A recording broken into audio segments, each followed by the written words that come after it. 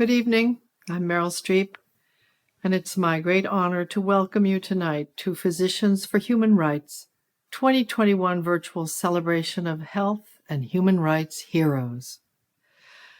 This has been a profoundly challenging year, which has tested our humanity and revealed deep inequities that permeate our societies and put the world's health workers squarely in the line of fire.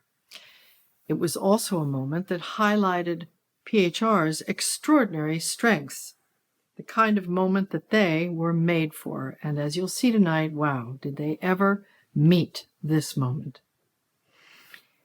PHR started 35 years ago when a small group of doctors decided that they could use their medical skills and their scientific knowledge for more than preserving people's health.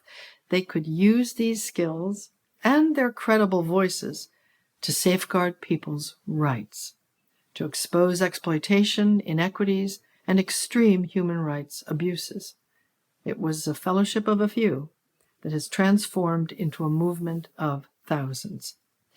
And during the COVID-19 pandemic, PHR has elevated the voices of health professionals and used its vast networks, strong partnerships, and unwavering commitment to justice to fight for equal protection for all people everywhere against this deadly disease. During this virtual celebration, you're going to hear from courageous health professionals, human rights heroes, allies, and advocates who are all committed to the same goals: finding evidence, seeking the truth, and supporting justice for all. These are remarkable individuals with huge hearts and steel spines. These are the kind of people that actors love to portray, but that we as human beings all aspire to be. There will be opportunities throughout the evening tonight to support the life-changing work of Physicians for Human Rights, and we'd like to thank you in advance for your generosity. Your contributions are healing the world. So thank you for being with us.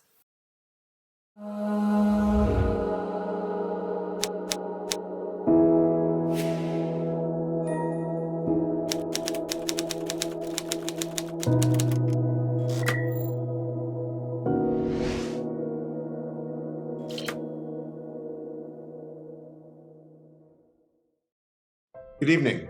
I'm Alan Jones, and I'm chair of the Board of Physicians for Human Rights. It's an honor for me to welcome you to our 2021 virtual celebration of health and human rights heroes.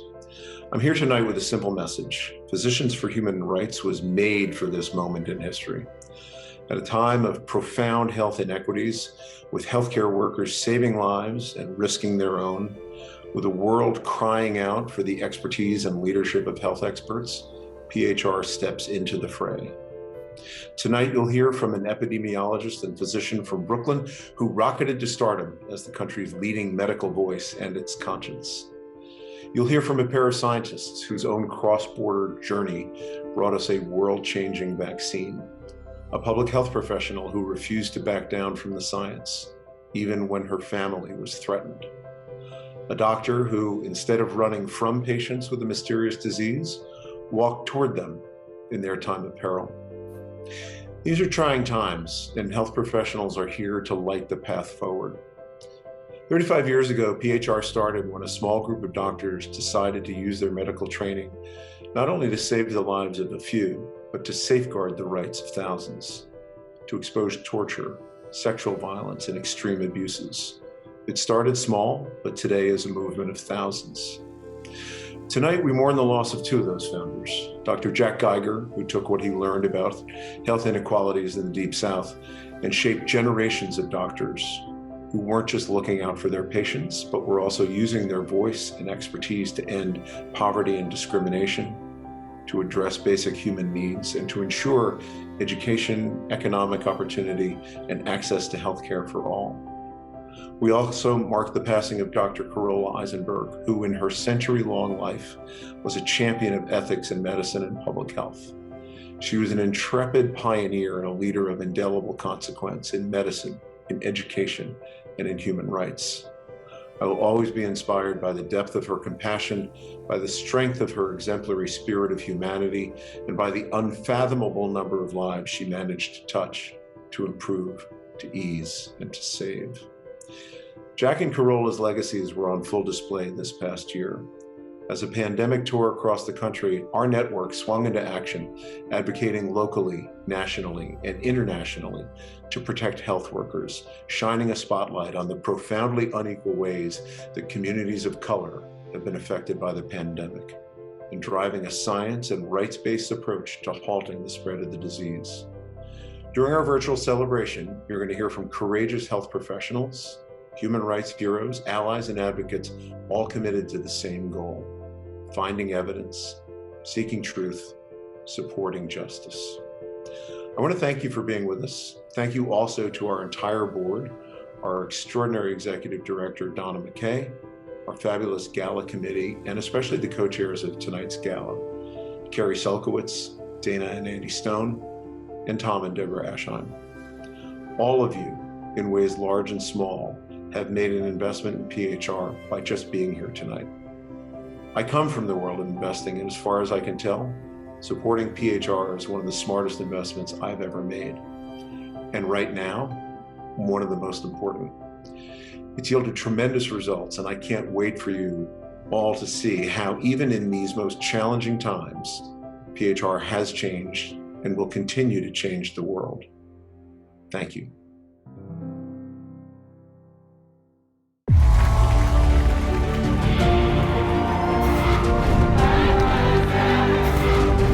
All around the world, people are speaking out. It has made it more democratic. Over 1,000 kids have been separated. Physicians for Human Rights documented the use of chemical weapons. Building a movement for profound social change. And now, more than any time in history, health professionals are on the front lines of the struggle. We were just speaking with the many medics. For basic rights, health, equality, dignity, and justice. Physicians for Human Rights brings unique and critical value to this moment. We expose human rights violations using the tools of medicine and science, fact-based disciplines that give us authority and credibility. There was a mark on the left. When governments cover up abuses, we are in Matamoros, right across the border from the United States. PHR counters with evidence. The unimpeachable truth that results from painstaking investigation and scientific documentation. Because we know that through evidence, change is possible.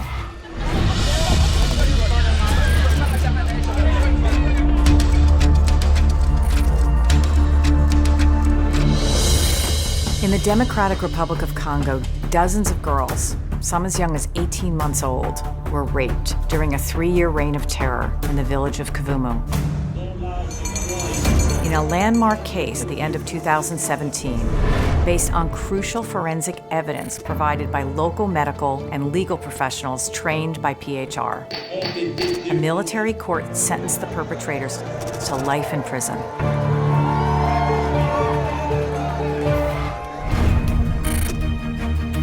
As the coronavirus first began to spread rapidly across the globe, PHR pivoted immediately to make it a central focus of all areas of our work.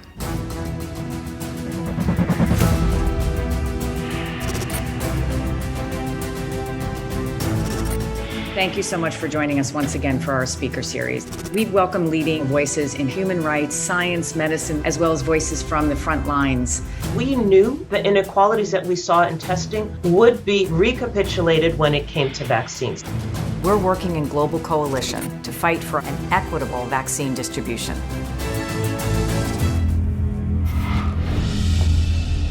For more than 30 years, Physicians for Human Rights has meticulously documented egregious human rights violations.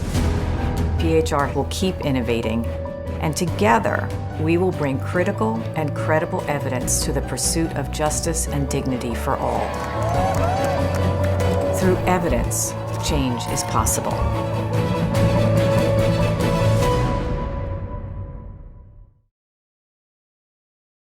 I'm Kerry Sulkowitz, a member of Physicians for Human Rights Board of Directors and a co-chair of the virtual celebration. Please join me in supporting PHR at this critical moment.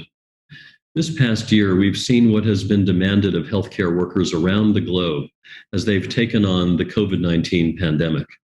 It is imperative that we come together to support and recognize those who dedicate themselves to ensuring the health and protection of us all. Never before has PHR's work been more desperately needed than today, as the world confronts the unprecedented health and human rights crisis caused by the COVID-19 pandemic. PHR relies on each of us to continue its urgent work on the front lines. So I'm asking you now to make a gift to PHR. As the 2018 recipient of the Physicians for Human Rights Award, I am so pleased to be part of this celebration today. It gives me great pleasure to be with you. So what happens when a public health official puts it all on the line in the name of safety, even when it means jeopardizing her own? Dr. Nicole Quick was Orange County, California's Chief Health Officer in March of 2020, when the COVID-19 pandemic was raging throughout the United States. And she saw that the patchwork mask mandates in California weren't moving the needle on the rapid spread of this virus. So she did what any of us would do, what we're trained to do. She acted quickly and decisively and in the interest of the health and safety of her community. She issued a countywide order mandating face coverings to be a requirement while in public. And for that, she and her family faced death threats. Protesters showed up at her doorstep. The sheriff's department had to escort her to work. No healthcare professional should have to face violence for doing their jobs. Yet in this past year, those who've elevated science above fear have been targeted. And tonight, in an exclusive conversation, Dr. Quick explains why she did what she did and why she would do it all over again. Anna Werner of CBS News has a conversation with health and human rights hero, Dr. Quick, the recipient of this year's Physicians for Human Rights Award. Congratulations. Never before have our public health officials played a more life and death role in the lives of Americans than they have in the past year. In California, Dr. Nicole Quick, a physician and public health expert, was leading the early response efforts in Orange County, which is a community of well over 3 million people. The problems for her began when she instituted a county-wide mask mandate in May of 2020. She faced protests and threats. For her courage and perseverance in acting for the public good, Physicians for Human Rights has chosen to present Dr. Nicole Quick with its 2021 Human Rights Award. Congratulations, Dr. Quick, and welcome. Thank you. I don't think that people spent a whole heck of a lot of time thinking about public health officials before the pandemic happened. When you took the job, what did you think it was going to be? So as a public health officer, you are sworn to protect the health of a population. So I took that job very seriously. I was concerned about the health of everyone in Orange County, and that means looking at health outcomes for the county, finding areas of improvement, certainly responding to communicable disease outbreaks, as well as any public health crisis. So the pandemic hits, you decide we do need a mask mandate. And what was your thinking at the time? We were learning rapidly about the COVID pandemic, and that included how the disease was transmitted and public health measures that we could take. As we were about to move into some decreased restrictions in the County of Orange, I paired that with a face covering mandate, which I deemed to be appropriate as we were going to increase the amount of social interactions between residents in Orange County. And did you think that was going to be controversial? We knew that there were people who had already been vocal about not wanting face coverings because they felt that it inhibited their personal freedoms. But I did not expect the extent of what my family and myself would go through. Now, I read some of the reports, excerpts from the reports on the situation at the time last year. I take it those are all things that actually happened to you. I mean, you actually had people showing up at your house. You had people making up posters and things with Hitler on them. I did in fact receive numerous death threats, did have protesters outside my house. There was a large billboard-sized poster of my face with a Hitler mustache that was at both the Board of Supervisors meeting as well as on a U-Haul truck parked outside my house. So what was sort of the triggering moment for you when you said, I'm going to have to quit this job? I had received death threats prior to my health officer order with a mask mandate. So some of that threatening behavior predated the mask mandate. When I put that health officer order in place, that escalated to the point where there was the organized protest outside my house, and then the armed sheriff detail that was there. And it was very clear quickly that this was going to escalate. I know that up to this point, you have been reluctant to speak out. Why did you choose this moment now, here with PHR to speak out? I felt that this was a forum that it could be useful to get a unifying voice and maybe move the needle on what others are experiencing in this country right now. The undermining of public health and science will have vast consequences moving forward outside of the COVID pandemic. So this is another motivation for me speaking out at this time. I really feel strongly that we need to elevate the voice of public health professionals, medical professionals, and science so that we can avoid these negative consequences in the future. So what do you most want to say to other public health officials right now who are still doing these jobs out there across the country? So it's not just to public health professionals, it's to the medical societies, it's to the public. These individuals are working hard to protect public health. They are working to the best of their ability to do that. And they've been working tirelessly for over a year in responding to the COVID pandemic. So to the public health professionals, I want to give everybody a big virtual hug and say, great job. And to everybody else, it's just the understanding that the motivation behind this is altruistic. It is beneficial to listen to your public health professionals. Dr. Quick, thank you very much and congratulations on the award. Thank you.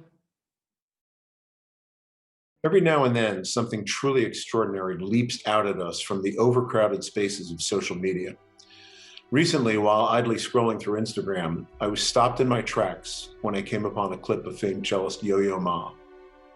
There he was, having taken a chair in completely nondescript space to wait those prescribed 15 minutes after having received his COVID vaccine.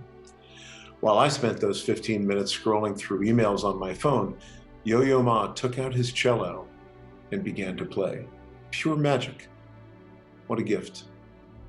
Surely health professionals have led us through this dark moment, but artists and musicians like Yo-Yo Ma have nourished our souls. For well over 40 years, Yo-Yo Ma has combined music and activism. His global cultural collective Silk Road has helped artists and artistry transcend borders, transforming countless lives in the process.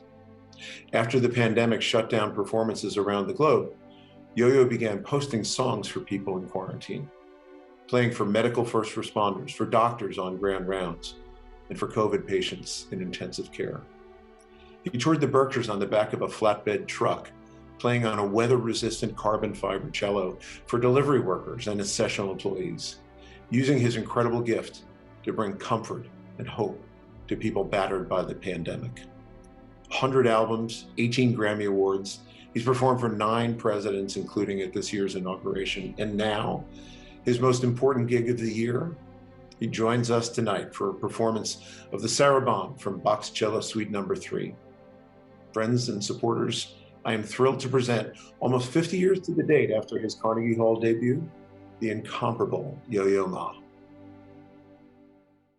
If any of you worry about the issues that are going on in the world as you listen to the news every day, and you feel somewhat powerless because the problems, the fractures, are too large and too many, I think you and I can all take comfort that PHR is playing its part everywhere in the world in building trust, in seeking truth, and in providing service.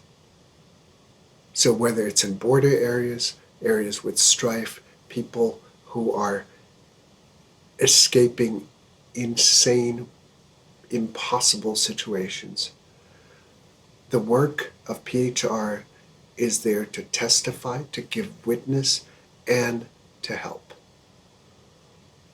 So I think the answer is obvious. The more you can support PHR for its work around the world and domestically, and now especially domestically, you know that your efforts in providing resources of whatever kind is going to be used well. Tonight, I'd like to play a saraband from a Bach suite to thank all the people, the essential workers, the PHR workers that are playing their part in making our world not only a possible world to live in, but one that we might be proud of.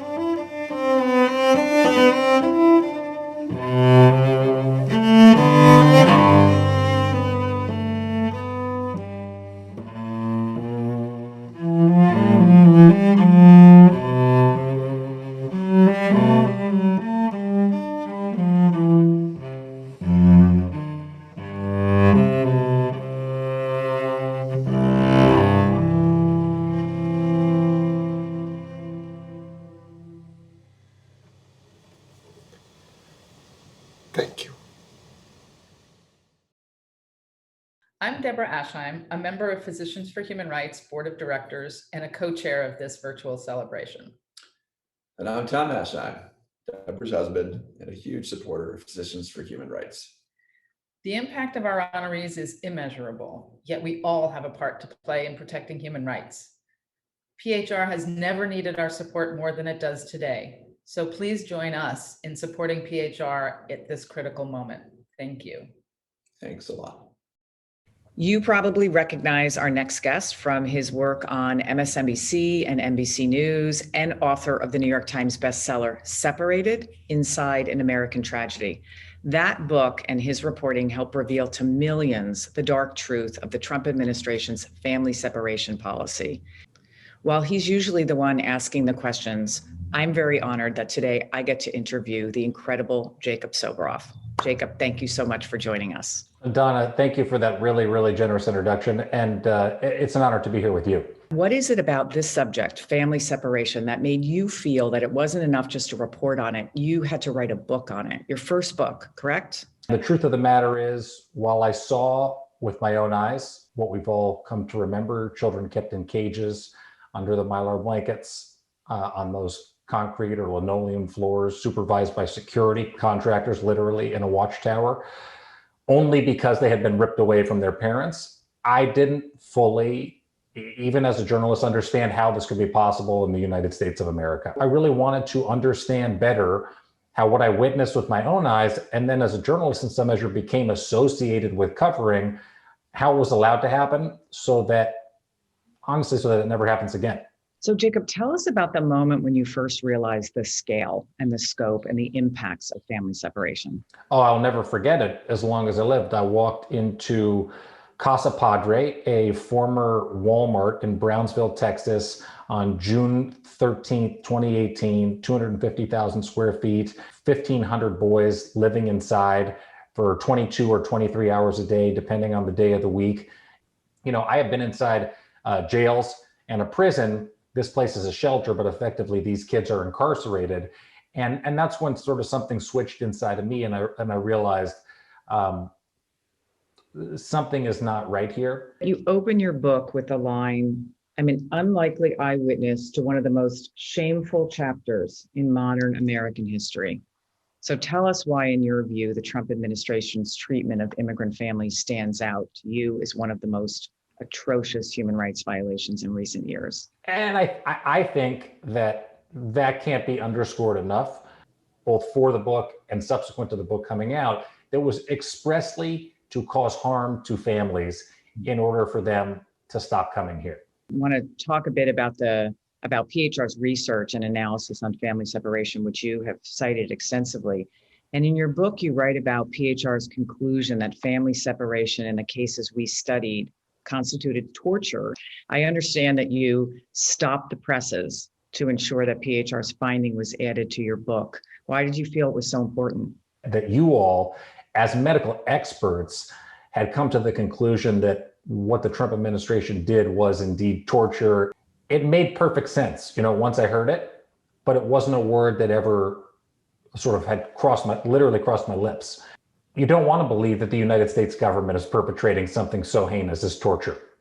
This is medical professionals reinforcing something, giving something a name that I had seen myself, and that these families, 5,500 families, more than that, had experienced themselves. And in the last few years, PHR's asylum network has skyrocketed. These are clinicians who volunteer their time and their clinical expertise to provide medical and psychological evaluations that support an asylum seeker in their legal case.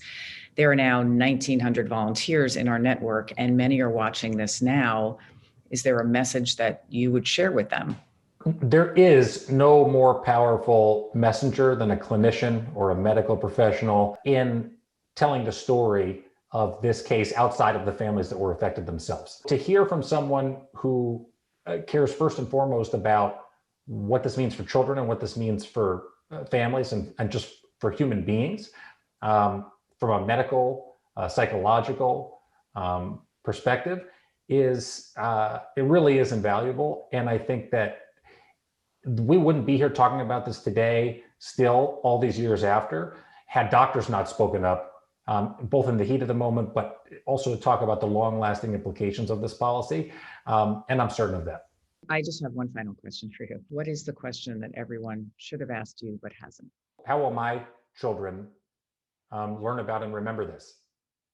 And I think that, I don't know for sure, but my hope is that they'll remember it or be taught it in school amongst a long line of atrocities perpetrated by the US government on people who have been marginalized in our telling of history. But I hope family separations will one day be a part of that list. And I hope that the history that we tell, just like the Shoah Foundation did with the Holocaust, it'll be told by the families themselves. Jacob, this is why I introduced you as the amazing Jacob Sobroff. Thank you so much, really, for all that you do.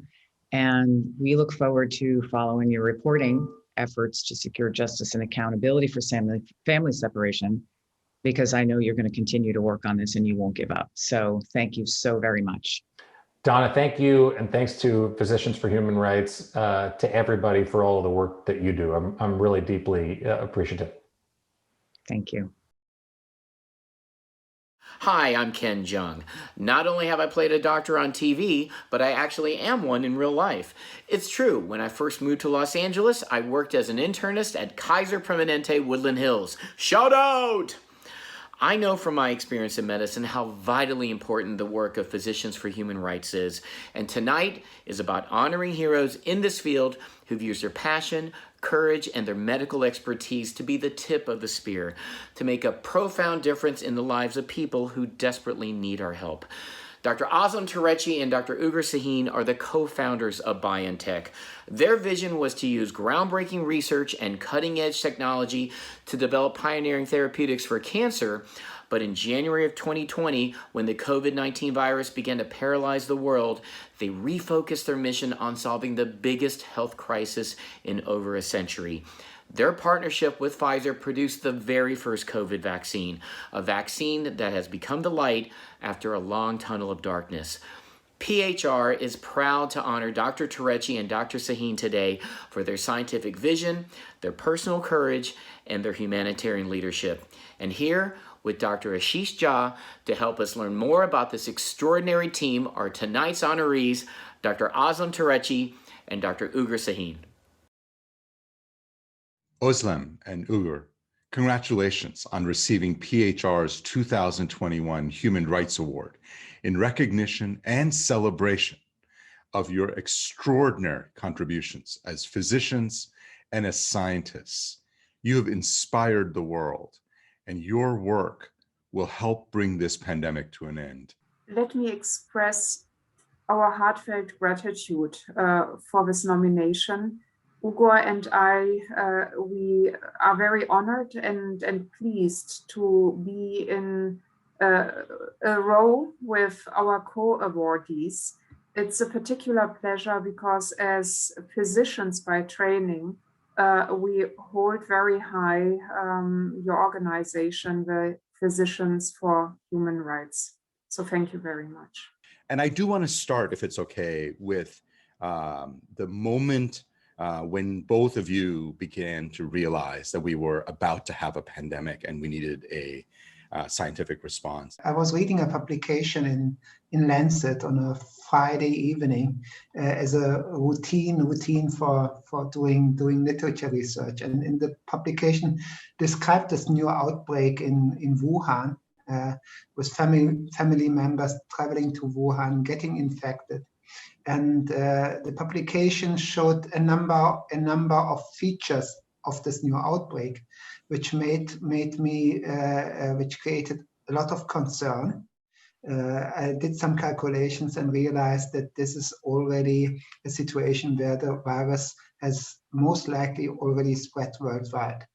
So what happens at that moment? You realize there's a novel virus. What's your response, and why is this something that you think BioNTech should get involved? We realized that we were among those with our technologies and our knowledge of mRNA vaccine technology to help to respond. And the immediate reaction was to pivot a part of our company into starting to setting up a program which would enable us to respond very fast and to develop a vaccine. The challenge was to develop a vaccine in less than 1 year. And we knew that our technology in principle is able to come up with vaccine candidates in a few weeks.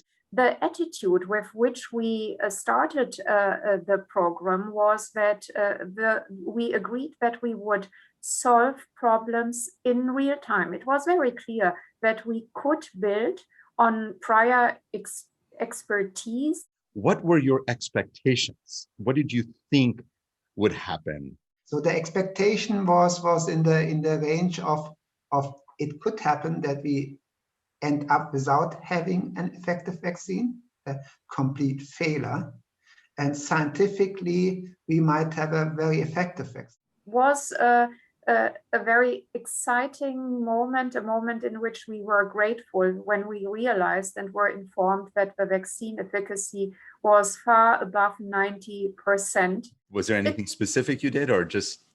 It was a very joyful moment. So we were very happy and there was a lot of jumping up and down and hugging each other, drinking tea and reflecting. But given that you are the developers of this, how do you see the issue of equity and access, and what are your hopes for that? Yes, you are certainly right that supplying the entire world with vaccine is an imperative. Only 14 months after this Lancet publication, the world has several approved vaccines and hundreds of millions of people have been immunized. This is only stage 1. Now it is stage 2, where the grand mission is broad, global, and equitable rollout. This is also a challenge because what we are seeing and learning now is that there are geopolitical, global, ethical, societal frameworks which are in the way, which are laid bare by the pandemic, but were not invented by the pandemic. They are there. Both of you are Germans of Turkish descent. I was born in India and I came to America when I was 9. How do you think the engagement of immigrants and immigrant scientists and has changed the conversation? Has it? Can it? Science and innovation is about bringing together diverse perspectives and schools and ways of thought, which means that having the diversity of nations and genders and I don't know what else is fruitful. What message would you like to give the world's health workers for all of their heroics and sacrifices? So my message would be to all of you who are out there and who are the response to this global threat. We are very grateful for what you do. You are our heroes in this response in which we are shoulder to shoulder. Please don't lose faith and continue. There is an end to this. And I'm also extremely grateful for everyone at the front, helping us to get this pandemic under control.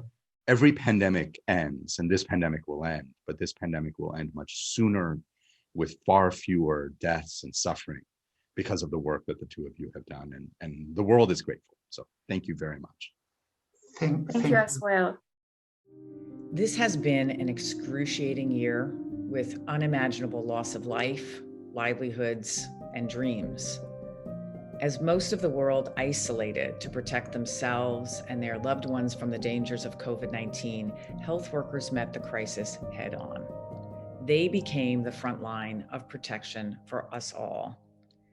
And despite the dangers, which often included a lack of essential personal protective equipment, and before the notion of a vaccine was anything more than a hope and a prayer, health workers staffed ambulances, emergency rooms, and COVID-19 intensive care units, kept health centers disinfected, safe, and operating, made house calls to care for high-risk patients, and they provided the public with guidance grounded in science and facts.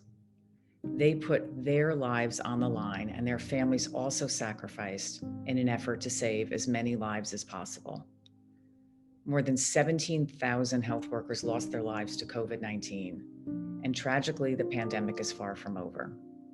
We honor their courage and commitment with a few moments of silence.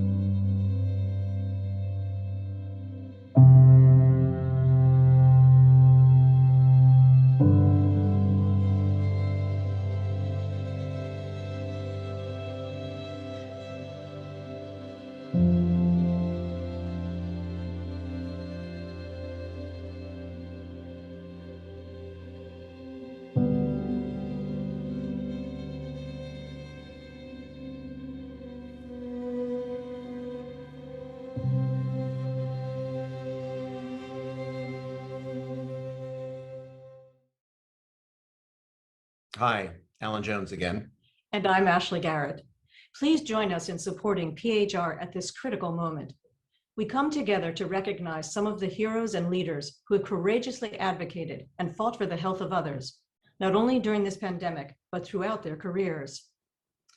Never before has PHR's work been more desperately needed than today.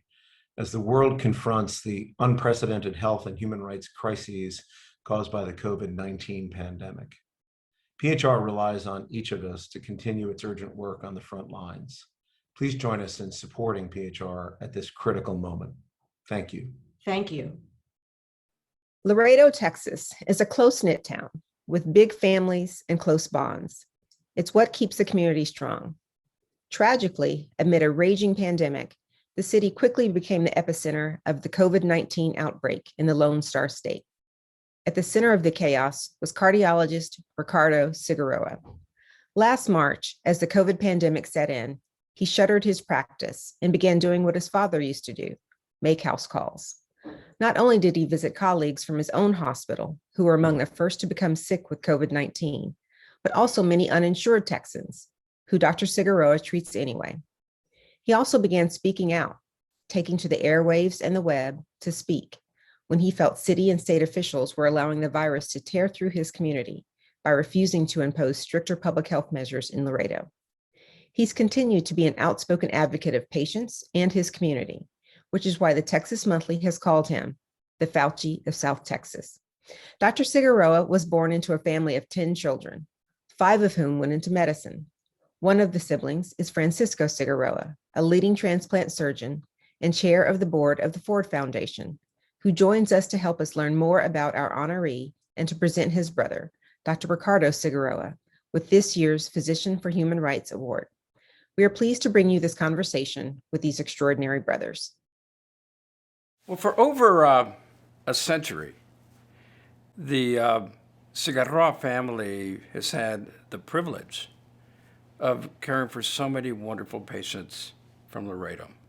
It's a city that is populated largely by Hispanics, many from Mexico. When it suddenly became the epicenter of this horrific pandemic, as a frontline physician, caring for so many patients with COVID, what was going on in your mind, and what were the decisions that you made?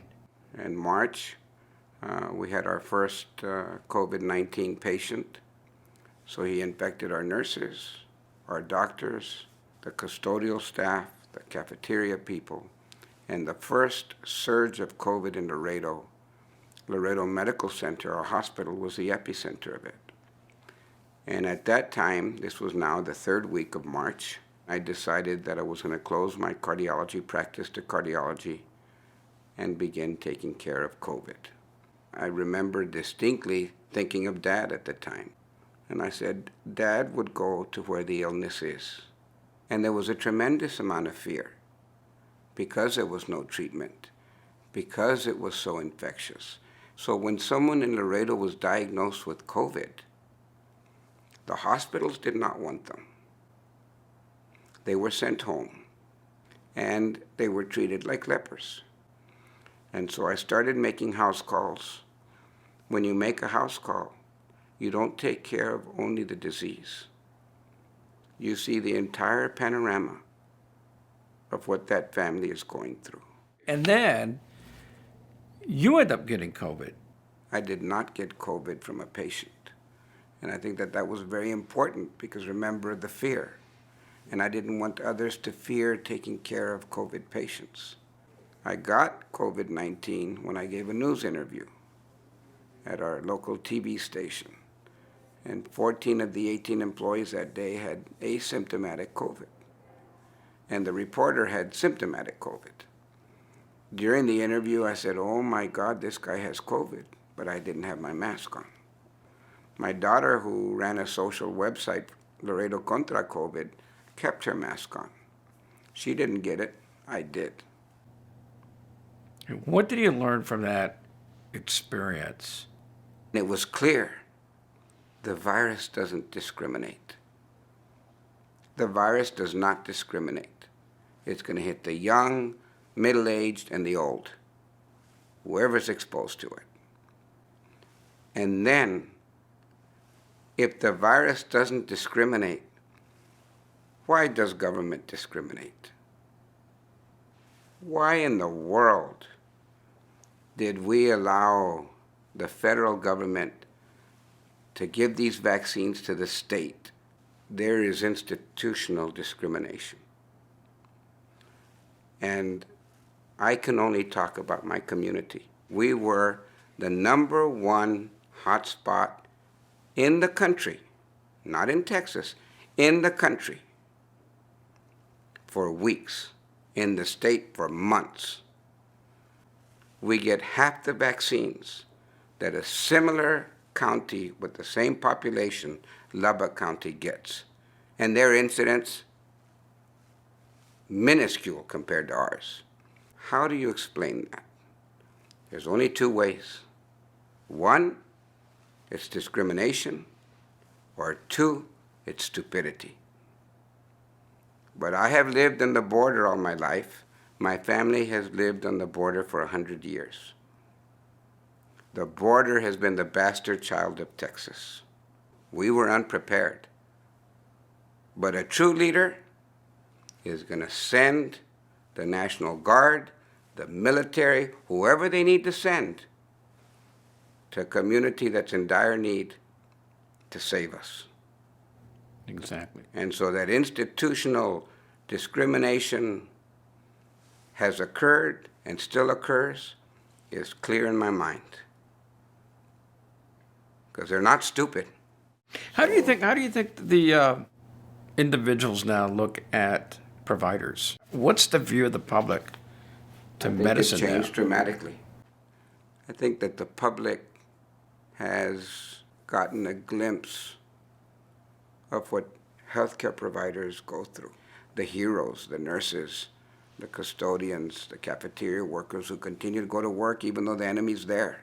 They show up every day and they do what they're supposed to do. It's about taking care of people and being compassionate. We all took an oath, and we took that oath seriously. And we're going to go where the illness is, even if it means that it might overtake us. And now I know why he's called the Fauci of South Texas.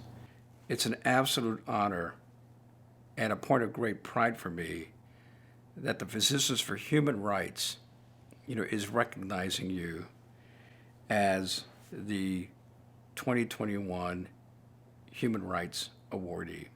I'm so proud of you, brother. Thank you very much. I love you. I love you more. I would like to offer my congratulations to Dr. Ricardo Sigurowa on the occasion of receiving the 2021 Physicians for Human Rights Award. There is no physician in this country more worthy of this important award than you, Dr. Sigurowa. You have been a stalwart, a person of remarkable selflessness, courage, and integrity. And you have reminded us that the medical profession is among the most noble and highest calling. And you have reminded us of what justice through the lens of the medical profession looks like. You have manifested the very best. And I just want to thank you and tell you just how proud I am of you and all you do. So on behalf of the people of Laredo, my native state of Texas, thank you, Dr. Sigurowa. You are a national treasure. As the Executive Director of Physicians for Human Rights, I'm fortunate to have a front row seat to how PHR works tirelessly to mobilize and empower health workers. And now through our virtual celebration, you have too.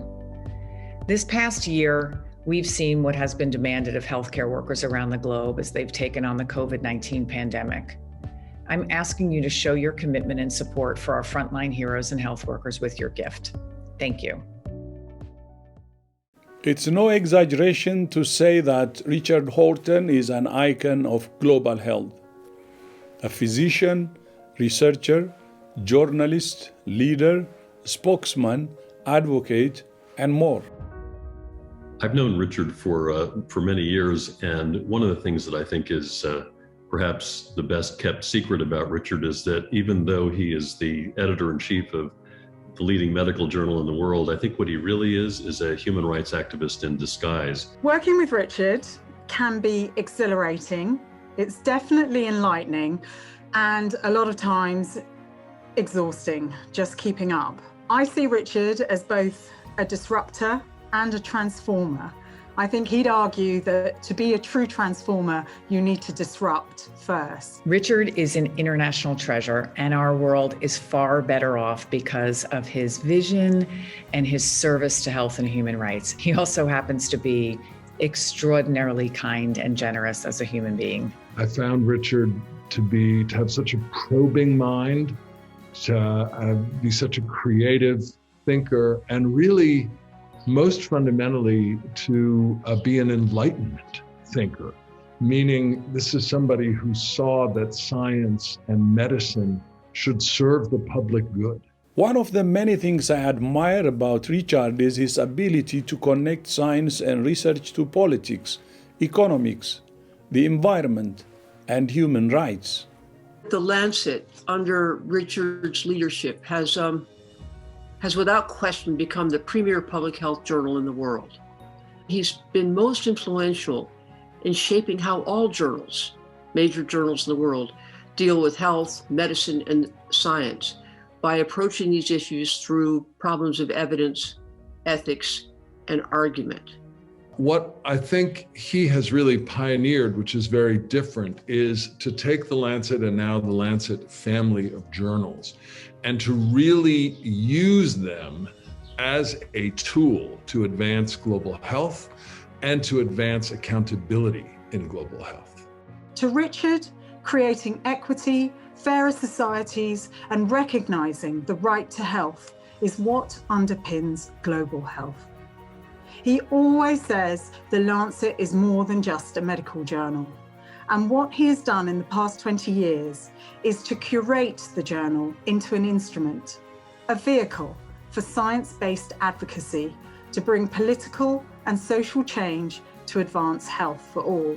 All of those issues require not just clarity of thought, but courage. The world, for those of us in science and medicine and public health, would be infinitely shabbier and more poor if the Lancet community of journals didn't exist, and he's created that. Richard was quick to react, and he was the leading voice to sound the alarm about COVID-19 in January 2020. It was clear that Richard saw the journal as playing a crucial part in the pandemic response, that there was an imperative to publish the best available scientific knowledge and debate that would inform the global response to contain and mitigate the virus. Richard was on the front lines of this crisis as the editor of The Lancet. He saw the science as it was happening and brought that science to bear in a way that really influenced the decision makers. Under Richard's charge, we pushed the journal's boundaries to its limits. But by doing so, Richard made us feel part of the response. Richard very quickly understood what was happening, became a vocal opponent of the wrong-headed thinking of the Johnson government, was clear, was compelling, was impassioned, used again the platform of The Lancet to speak truth to power, to press for more evidence-based approaches. He was a voice of vigorous opposition to a profoundly flawed public health policy. And the British people are very fortunate to have had Richard Horton at the wheel. He is fearless and he speaks truth to power, always. When you give him a podium, almost invariably has one gear, and it is full throttle forward. He gets into a mode of unbelievably articulate oratory. Richard Horton is one of the very few scientists who would have been a wonderful and outspoken voice before the invention of the microphone and electricity. He is Shakespearean. One of the things that I really love about Richard is that he is not only a doctor's doctor and an editor's editor, but he brings his humanity to bear in his work in every aspect of it. I love that about him because he humanizes the work, and he has also never been shy about bringing his own personal challenges, including health challenges, frankly, to bear in his work for others.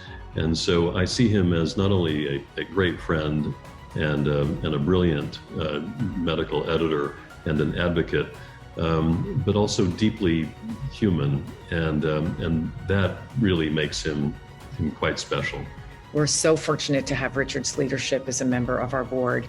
He is a true physician for human rights. Richard, you fully deserve this recognition.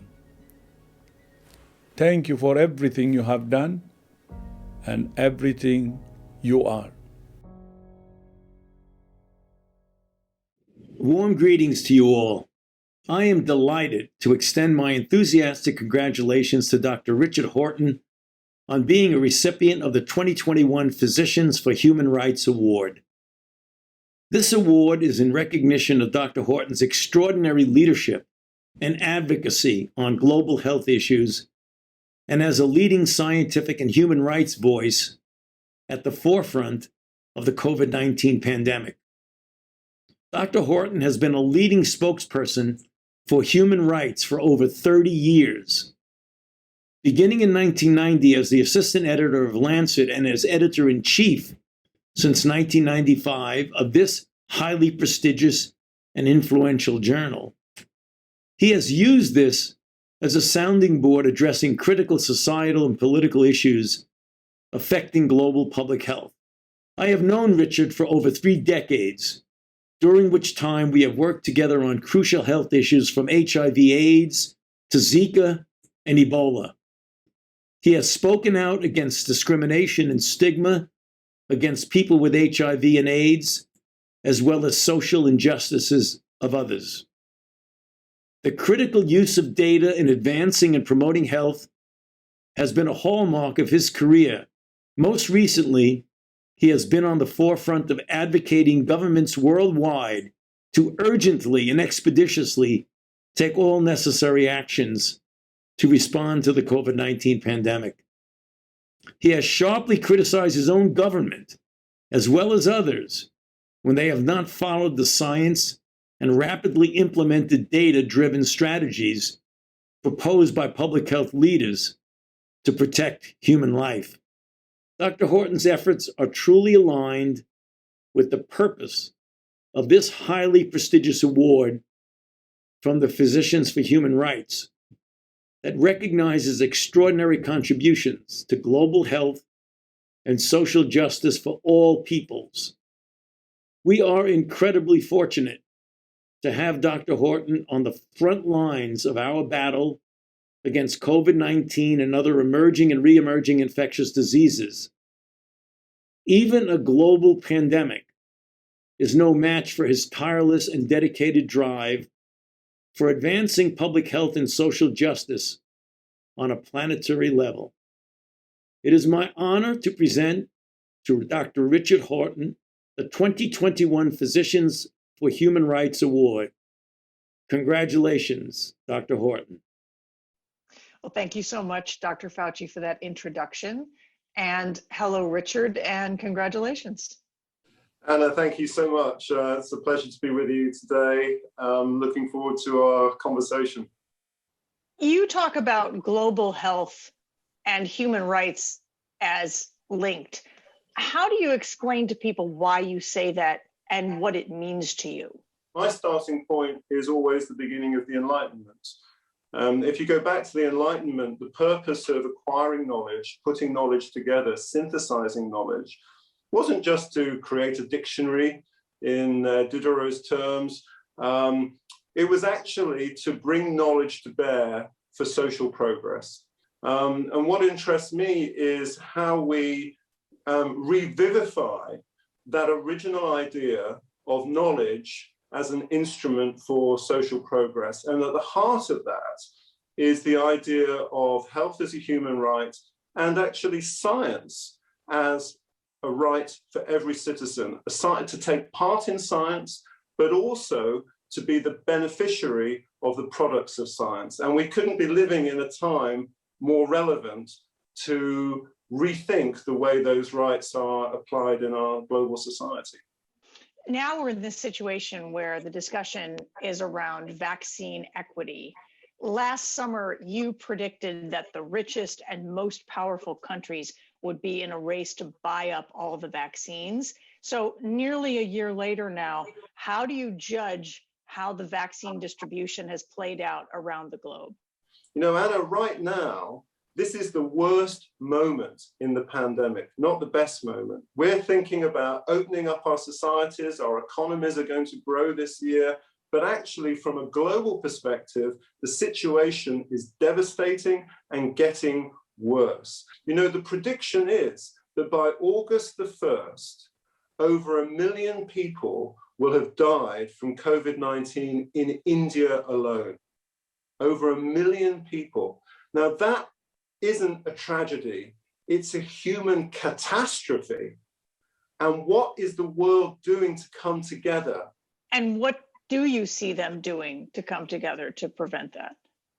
We're not coming together. We are producing hundreds of millions of doses of vaccine around the world. We have enough vaccine available if we distributed it to the right place at the right time, the most vulnerable people.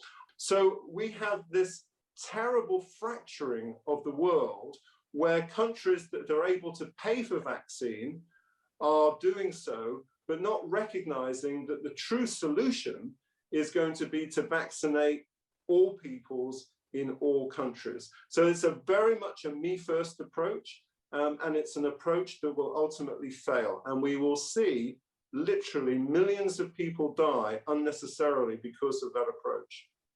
What unique role do you see the organization playing when it comes to human rights and health, a role that may be different than what other organizations either can do or do now? I don't know of any other organization than Physicians for Human Rights that makes that connection between the human rights community and health in the way that PHR does. One of the lessons of the AIDS pandemic was that in order to prevent and protect the health of individuals, you have to have a human rights-based focus. Human rights are instruments that genuinely protect individuals from harm. And the only organization that exists that embodies that at its heart in a pure way is Physicians for Human Rights. And I'm afraid that the work of PHR is going to only become more important in the future because of the setbacks we've seen during the past year. Richard, I know how busy you are. The pandemic ad on top of that, I know that you've been dealing with some personal struggles, and I'm just really curious as to what drives you, what motivates you to keep going at the pace you're going? You know, this past couple of years, I've had one or two health challenges myself. I must say that I have a respect and admiration for health workers that I've acquired over the past couple of years that I had not had before. When you're on the receiving end of care, you come to appreciate how important human touch is, caring for people, just being there. And that fundamental empathy that we have one for another is at the heart of what the health system is. So if you ask what drives me right now, it is that belief that care and love and touch and compassion and empathy are at the heart of who we are as human beings. And that's what human rights stands for. It's something very, very fundamental about the nature of life itself. Richard, thank you so much.